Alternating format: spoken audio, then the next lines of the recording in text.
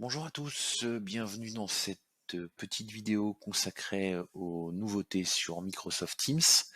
Alors aujourd'hui nous allons voir les réactions en direct qu'il est possible de faire à présent dans les réunions. Auparavant, on avait la possibilité de s'exprimer dans une réunion avec le fait de lever la main, avec l'outil lever la main.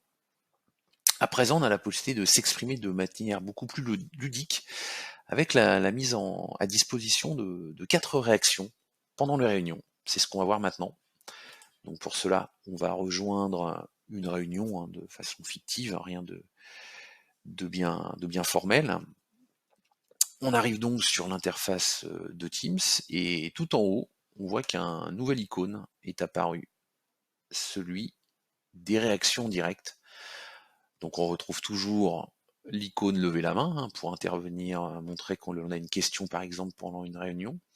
Et on a 4 nouveaux icônes, 4 nouvelles réactions qui sont apparues. Donc on les connaît, on les a déjà vues évidemment dans le fil des publications sur Teams, où évidemment symbolise parfaitement l'outil d'emoji dans les réseaux sociaux, les messageries instantanées. On a donc le pouce, le j'aime, le cœur, l'applaudissement et les rires. Et toutes ces réactions, on va pouvoir les utiliser, vous allez pouvoir les utiliser pendant les réunions.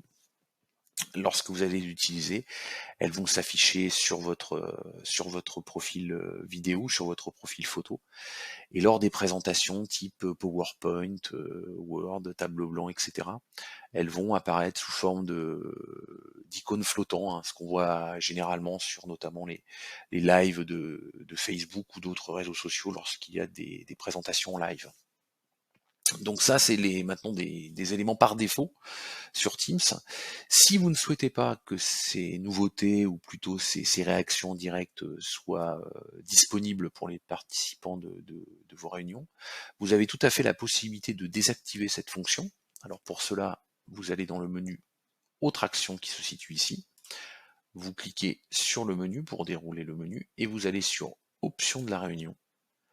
À ce moment-là, tout en bas, vous avez une nouvelle fonctionnalité qui est apparue, autoriser les réactions, qui est par défaut coché comme activé. Vous pouvez à ce moment-là décocher cette option. Pensez bien à cliquer sur enregistrer.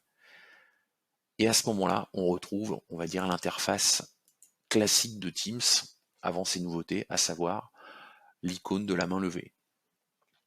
Voilà. Vous pouvez évidemment réactiver cette option si vous le souhaitez en faisant la démarche inverse. Autre action, option de la réunion.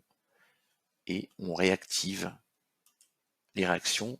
Pensez surtout bien, après avoir fait ça, à bien cliquer sur le bouton enregistrer pour que le changement soit pris en compte et que de nouveau le menu avec les réactions en direct soit disponible. Voilà, c'était une petite nouveauté apparue dans Teams ces derniers jours. J'espère que ça vous a plu. N'hésitez pas à faire quelques commentaires pour des suggestions, des améliorations ou autres. Et puis je vous dis à très bientôt sur Teams.